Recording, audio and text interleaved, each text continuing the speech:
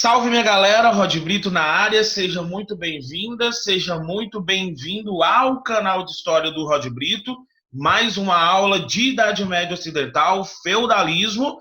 Um salve para minha galera do primeiro ano do Colégio do Carmo, que está ao vivo comigo nesse momento, aqui online, nessa nossa aula, continuando a parte de Idade Média Ocidental. Vimos a parte de introdução de feudalismo, as características bárbaras e romanas para contribuição e constituição do sistema feudal. Vamos só repassar rapidamente.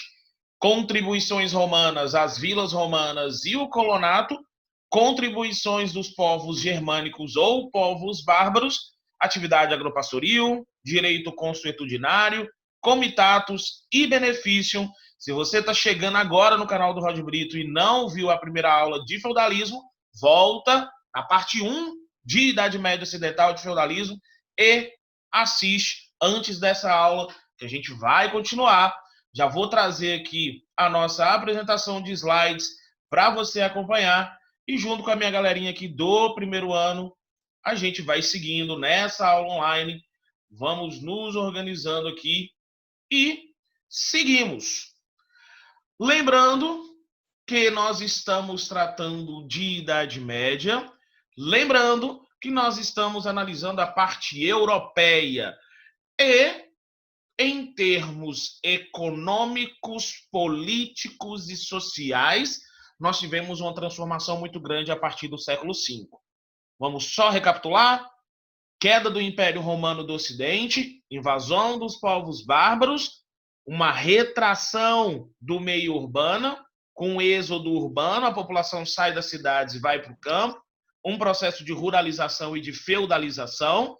Em termos econômicos, eu vou ter uma retração do comércio, ou seja, aquele comércio desenvolvido do período do Império Romano vai se retrair para uma economia de subsistência, para uma economia naquele contexto de autossuficiência. Então o comércio ele vai ficar muito reduzido e vai ficar localizado aos próprios feudos, num sistema de escambo direto, tá? Outro ponto importante, lembrarmos a questão política. Eu tinha um Império Romano centralizado na figura de um imperador, teve todos os contextos ali da crise do Império a partir do século III, mas no período medieval eu vou ter uma política fragmentada e particularizada. Nós vamos ver tudo isso, tá? Vamos começar pela parte econômica? Então, em termos econômicos, a sociedade feudal era uma sociedade agrária e rural. Autossuficiente, porque cada feudo produzia aquilo que necessitava para o consumo próprio. Como eu disse, haviam poucas trocas e essas trocas eram num sistema de escambo direto. Então, trocavam quantidades equivalentes de produtos que cada feudo necessitava. Então, um feudo produzia trigo, mas precisava de arroz. O outro produzia arroz, mas precisava de trigo. Trocavam quantidades equivalentes desses produtos justamente dentro daquele contexto de uma troca direta, de um escambo direto. O feudo era uma unidade de produção ou propriedade senhorial feudal. Cada feudo pertencia ao seu senhor feudal. Havia pouco ou quase nenhum uso de moeda. O comércio era reduzido e localizado, com baixo nível técnico. Aqui, vamos só fazer uma reflexão, tá? Durante muito tempo, principalmente por conta dos artistas do Renascimento, dos pensadores intelectuais do humanismo do século XVI, XV, XVI, que nós vamos ver na Idade Moderna, chamou-se a Idade Média de Idade das Trevas. Por quê? Porque consideravam-se que não havia tido nenhum tipo de desenvolvimento técnico, científico, tecnológico, intelectual durante esse período de 10 séculos. É verdade? Não necessariamente. Quando a gente estiver estudando o Renascimento, nós vamos entender essa ideia sobre a Idade Média. Mas por que eu estou trazendo isso para a nossa discussão nesse momento? Porque durante muito tempo defendeu-se que não houve nenhum tipo de avanço tecnológico no período medieval. Mas nós tivemos sim, principalmente ligado à agricultura, como, por exemplo, o sistema trienal de rotação de culturas, para preservar o solo. O que para nós hoje é muito simples, é muito banal, naquele momento, foi uma grande revolução no processo de produção. O que significa isso? Antes do sistema trienal de rotação de culturas, o que era comum na Europa era se utilizar o solo plantio, colheita, plantio, colheita, plantio, colheita, até que esse solo que antes era fértil e produtivo, por conta dessa continuidade da produção, ele perdesse seus nutrientes, ele perdesse a sua capacidade de fertilidade. Com o sistema trienal de rotação de culturas, a área de produção ela foi dividida basicamente em 4 áreas de produção. Por isso o sistema trienal, porque ele se desenvolvia ao longo de um período de 3 anos. Então, num determinado ano, dividam aí, mentalizem aí, uma área dividida em 4 porções, porção A, B, C e D. Num determinado ano, fazia-se a produção nas porções A, B e C, deixando a porção D em pousio, em descanso. No outro ano, produzia-se nas porções B, C e D, deixando a porção A em descanso, para que recuperasse seus nutrientes, para que reoxigenasse o solo. Então, esse sistema de rotatividade da utilização do solo, que nós chamamos de sistema trienal de rotação de culturas, gerou um salto muito grande na produtividade de alimentos e estendeu a vida longa desse solo a partir desse momento. Então foram técnicas simples, quando nós lançamos o olhar de hoje, mas que geraram uma grande mudança no processo de produção ali por volta do século V, século VI, século VII. Além disso, outras ferramentas começaram a ser desenvolvidas, como, por exemplo, o arado de ferro, chamado de charrua, para preparar o solo para o plantio.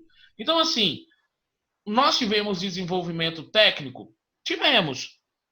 Não o que os renascentistas esperavam. Por isso, eles acabaram desconsiderando esse período da Idade Média. Bom, chegamos num ponto importante. O feudo. O feudo era a unidade de produção agrícola, amonetária e autossuficiente. Agrícola, porque predominavam as atividades rurais. A monetária, porque não havia uma circulação de moeda dentro dessa estrutura comercial. E autossuficiente, como nós já sabemos, porque o feudo produzia aquilo que necessitava. Outro ponto importante. Aqui eu vou ter uma imagem de um perfil do que seria o antigo feudo medieval. Percebam que eu vou ter algumas unidades bem características. O castelo fortificado, aonde morava o senhor feudal e a sua família, né? E a nobreza. Eu vou ter aqui a área de cultivo. Eu vou ter aqui uma área que está sendo devastada de florestas e bosques. Vou trazer uma outra imagem para a gente tentar visualizar. Aqui eu já tenho uma estrutura mais evoluída, né? De vilas e os seus habitantes, os vilões, mas a estrutura básica é a mesma. A área fortificada, a área habitada pelos camponeses, pelos servos, e a área de bosques e florestas, tá? Outra imagem, sempre para a gente entender que um feudo, e aqui tem um ponto importante.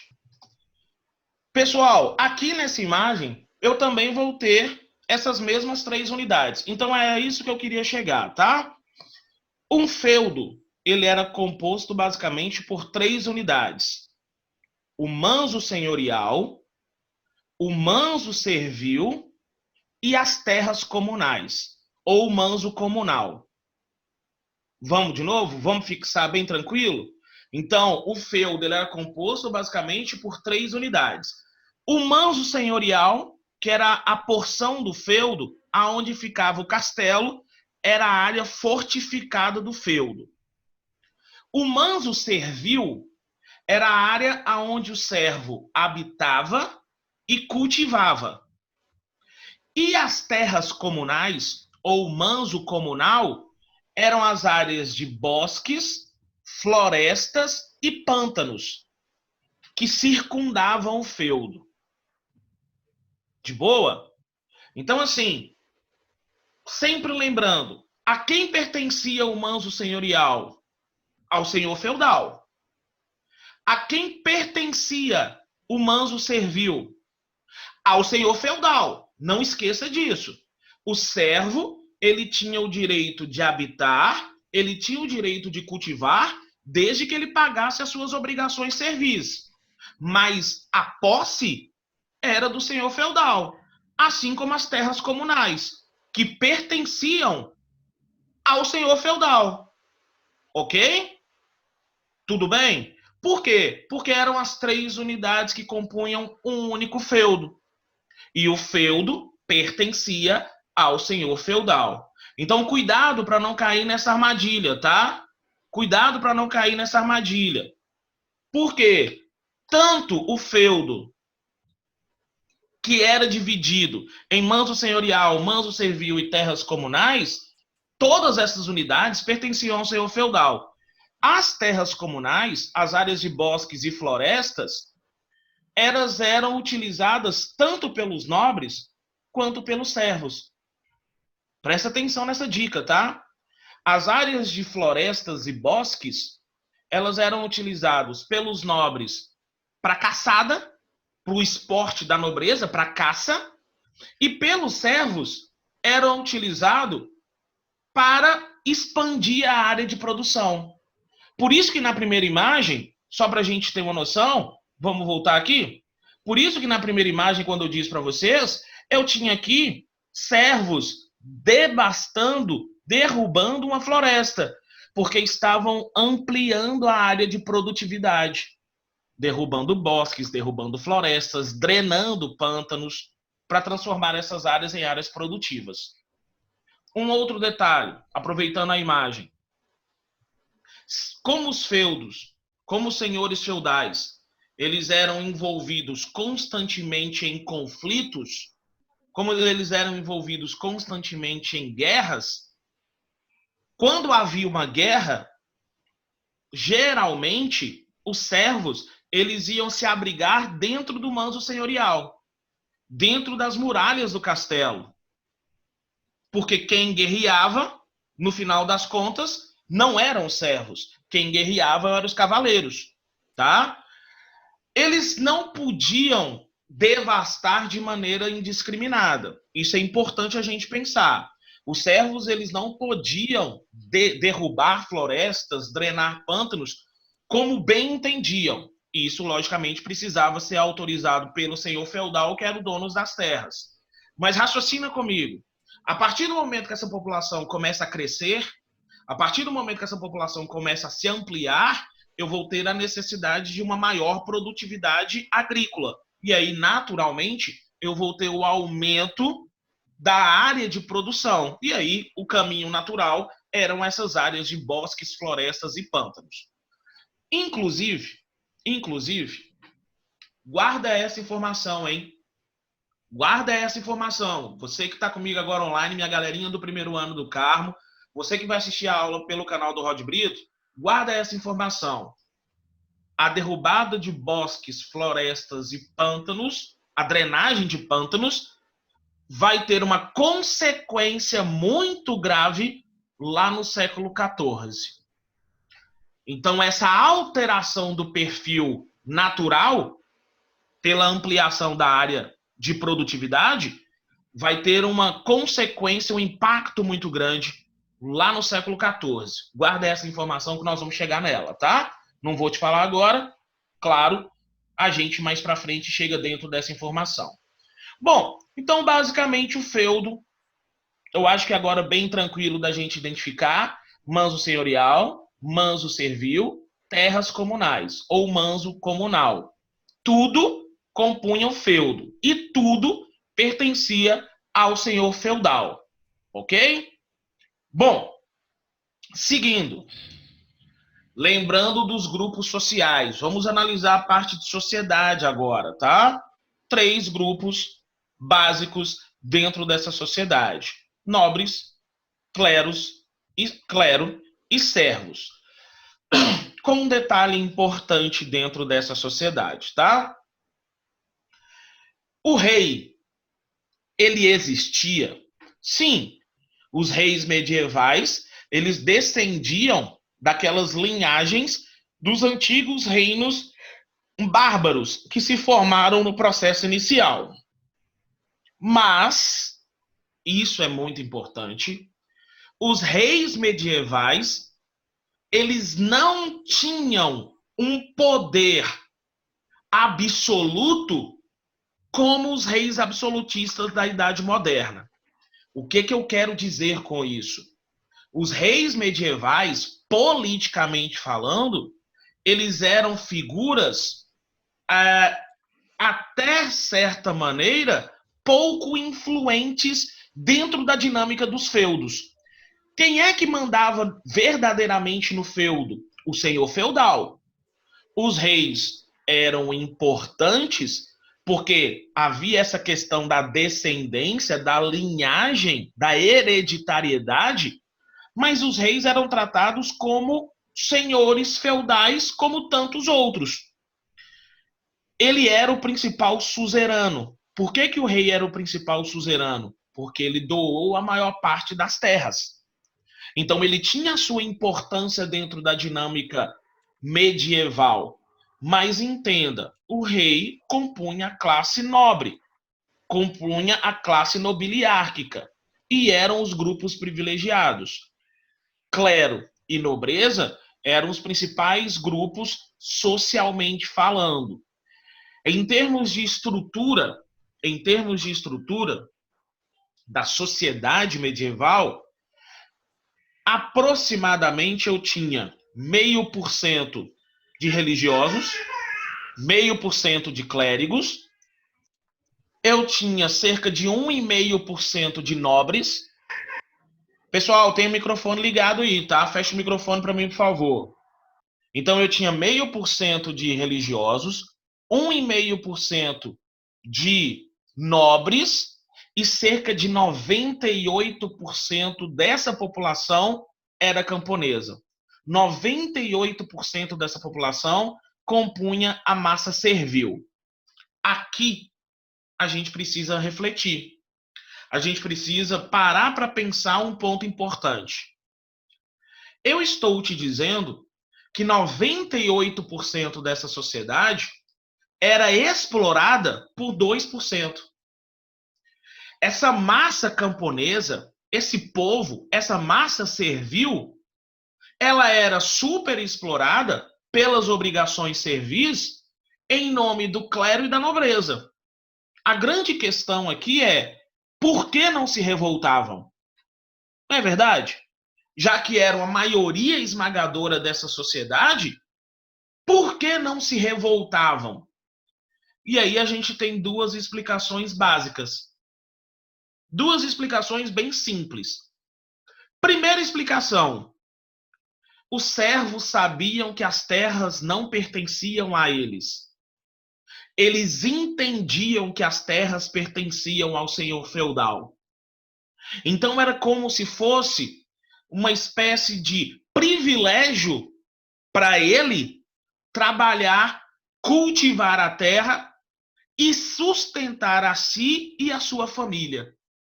Então ele tinha essa noção muito clara. A questão material era muito clara para o servo. Ele sabia que ele não era dono. Ele sabia que as terras não pertenciam a ele. E que ele só estava podendo morar e cultivar a terra porque ele estava cumprindo com as suas obrigações, com seus deveres. Ok? Então eu tenho uma primeira explicação. E eu tenho uma outra explicação. A primeira explicação é uma explicação material. A segunda explicação é uma explicação psicológica, uma explicação mental. O que eu quero dizer com isso? Para aquela sociedade, essa organização clero, nobreza, servos não foi algo aleatório, não foi algo por acaso. Essa organização clero, nobreza, servos foi instituída por Deus. Ok? Era a mentalidade teocêntrica da época. O teocentrismo.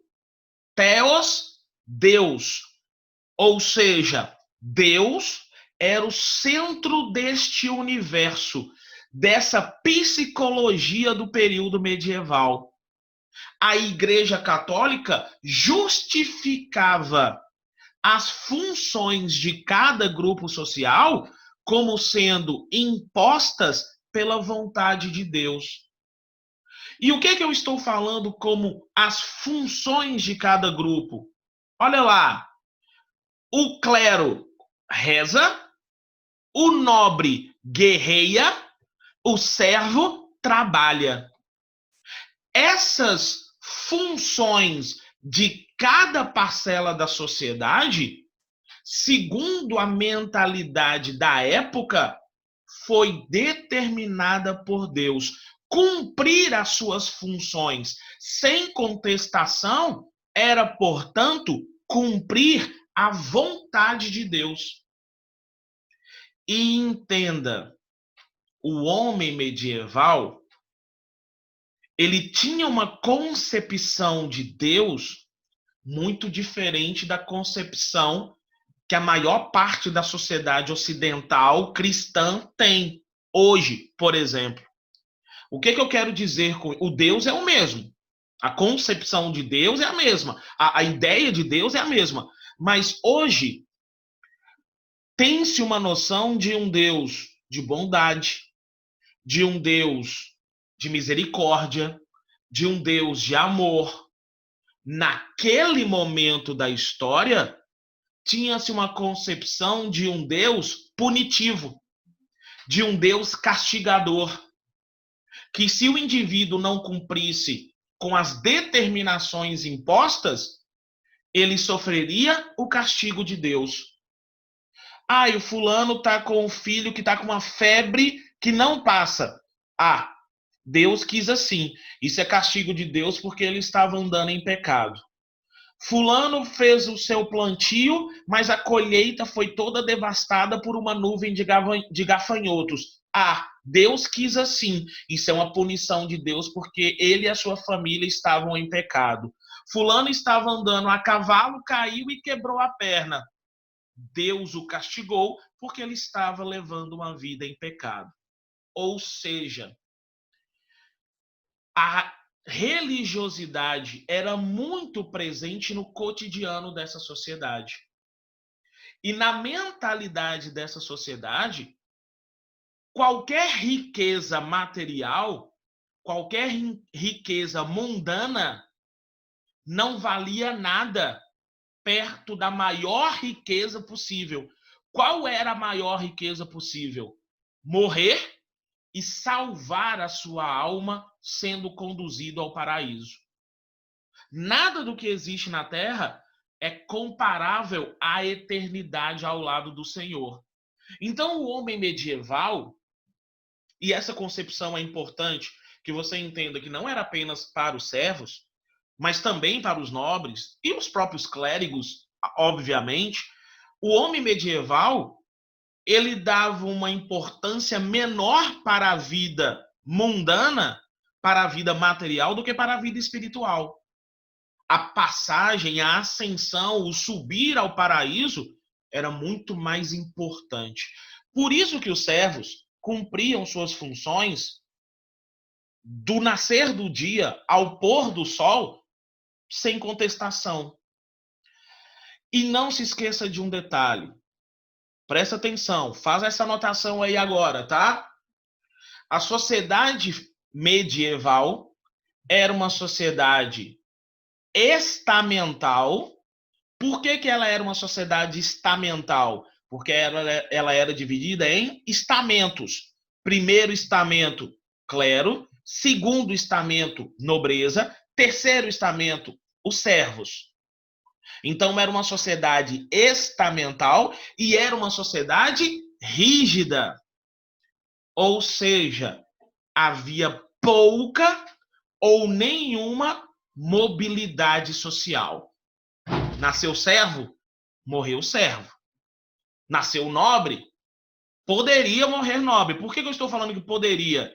Porque se você se lembrar, neste momento da história, prevalecia o direito de primogenitura. Lembra disso? Quem é que herdava o feudo? Apenas o filho mais velho.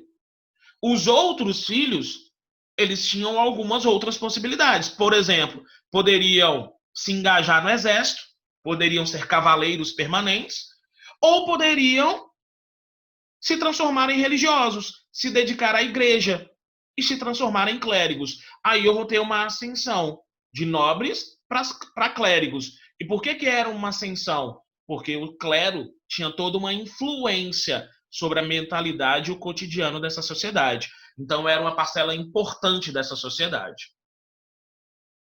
Beleza? Então, assim, numa comparação metafórica,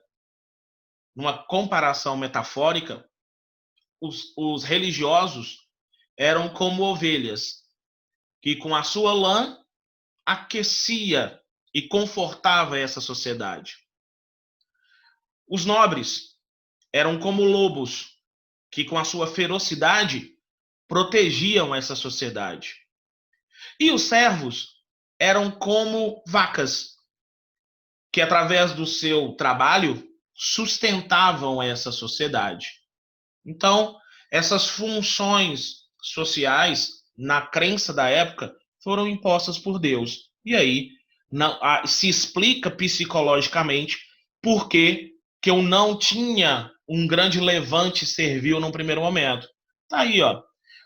O clero, a religião católica, a Igreja Católica, era a principal instituição religiosa do período.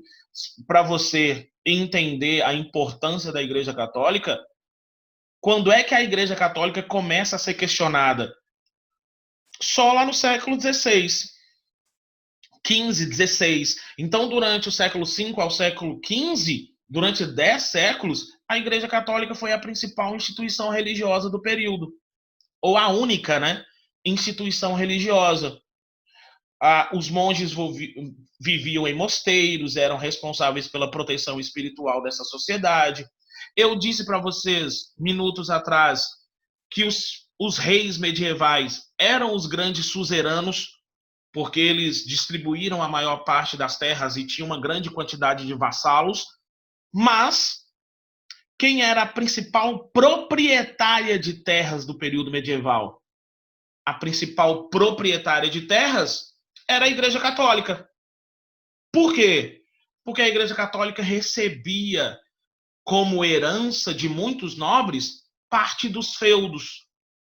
E como não havia divisão, a Igreja Católica ia acumulando territórios. Para a gente ter uma noção, a Igreja Católica, num determinado momento, chegou a ter 1/3 de todo o território do que é a Inglaterra hoje. Para a gente ter uma noção do poder da Igreja Católica. Então, era a principal dona de terras do período.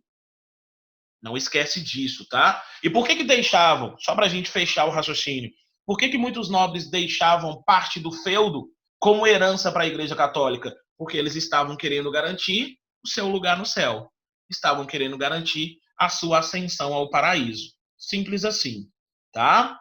A Igreja medieval, ela se subdividia em clero regular e clero secular, o alto e baixo clero, né? O clero regular que vivia em isolamento, o clero secular que vivia num contato cotidiano com os fiéis, frades, monges, padres, né? Que tinham esse contato com essa sociedade. Aqui eu vou ter 3 imagens bem icônicas em relação ao catolicismo do período. Aqui na imagem, no canto superior esquerdo, eu vou ter os monges copistas, que ficavam ali dentro dos mosteiros e tinham como responsabilidade, como o nome mesmo diz, reproduzir escritos, reproduzir a Bíblia, por exemplo, em latim, manualmente, de maneira manuscrita, ainda não havia a imprensa, né? A imprensa com os tipos móveis ainda não haviam sido inventados, né? Então eles viviam em isolamento, fazendo esse serviço de reprodução dos escritos sagrados. Aqui o mosteiro medieval do período, que era muito comum, né? Grandes mosteiros, diversas passagens secretas e subterrâneas. E aqui, na imagem da direita, eu vou ter o grupo dos famosos cavaleiros templários que tiveram uma importância muito grande ali no movimento cruzadista entre os séculos 11 e 13, né, ali do período medieval.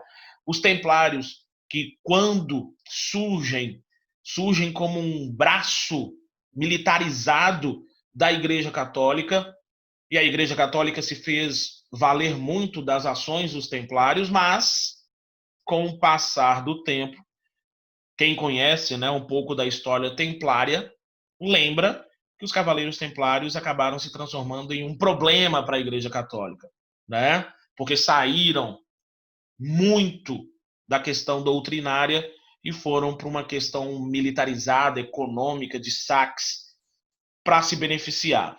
Mas é um outro momento, é o período das cruzadas que eu vou analisar com vocês, já no contexto de Baixa Idade Média. Então, aqui estavam os Cavaleiros Templários. Bom, pessoal, para onde nós estamos indo agora? Nós estamos indo agora para um ponto importante, que é o momento em que a Igreja Católica entende que ela precisava avançar mais. O que eu estou dizendo? Ela já exercia um controle mental, ela já exercia um controle psicológico sobre essa sociedade. E aí ela entende que ela precisava agora exercer um controle físico sobre a sociedade. Do que eu estou falando? Eu estou falando das heresias, eu estou falando do Tribunal de Santo Ofício, do Tribunal de Inquisição, só que a parte do Tribunal de Inquisição, as heresias e os hereges, vão ficar para a nossa próxima aula, para a terceira parte de Idade Média Ocidental de Feudalismo, aqui no canal do Rod Brito e com minha galerinha do primeiro ano do Colégio do Carmo, aqui em Unai. Então, para minha galera do canal do Rod Brito, vou me despedir agora. Um salve para vocês. Lembrando que história é com o Rod Brito e que é sem passagem, pai. Fui!